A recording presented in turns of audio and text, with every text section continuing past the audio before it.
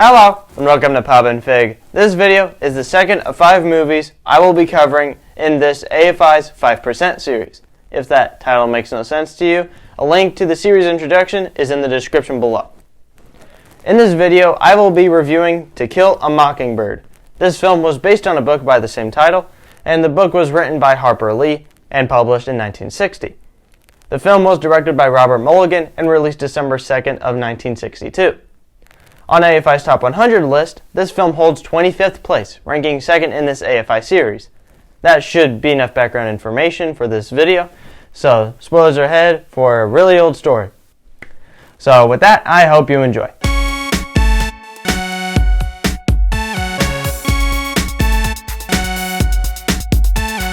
So this story revolves around 3 main characters, however, I will discuss more later on.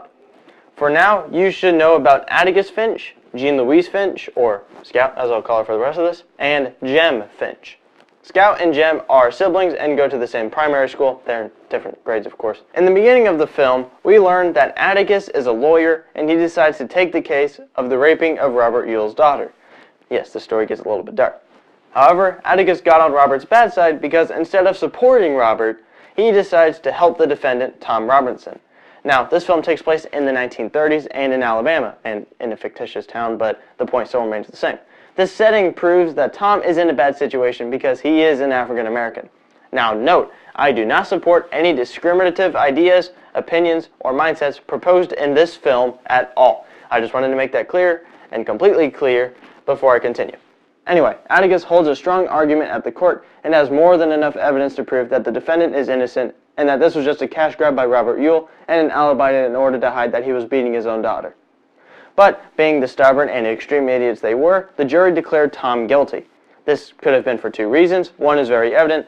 The first is that they are racist, but the second is that they could have done it out of fear of what Robert would have done to them if they did not support his claim. Tom is taken out of the room and into a police car to head towards the jail. Later that night, however, Atticus was told that Tom had somehow escaped the vehicle, and out of scared reaction, one of the police officers shot and accidentally killed him. Now, I believe that this man was completely innocent because, 1, the officer that shot him was the one saying this, and 2, he was reasonably and truthfully trying to carry out his job as best as he could, so, reasonable excuse. I'm not saying that's an excuse for anything dark in this film at all. Now, this may sound like a terrible and dark story, which it kind of is. But it is the way in which this story is told that is why this film is actually interesting. The perspective of the film revolves around Scout and Jem, and the court scene is not until halfway through the film. It is through their experiences that we learn about the events of the film. Atticus told Scout and Jem that he had taken the case, and they had snuck into the courtroom to see the trial. Although the story revolves around the trial of Tom Robinson, they have their own stories that would fit for them being kids.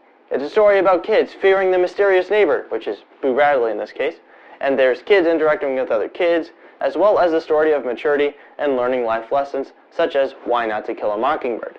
Well, I could shoot all of the blue jays I wanted, if I could hit them. But to remember, it was a sin to kill a mockingbird. Why?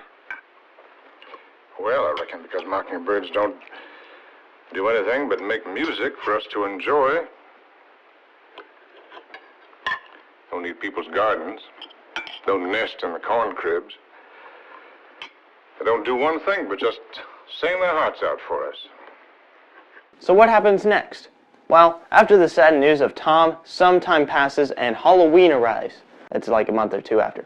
As Scout and Jem were taking a shortcut home through the woods, they were confronted by a man who started assaulting them. Jem was knocked out unconscious, and Scout stuck in her Halloween costume. Then, she gets glimpses of another man confronting the assaulter.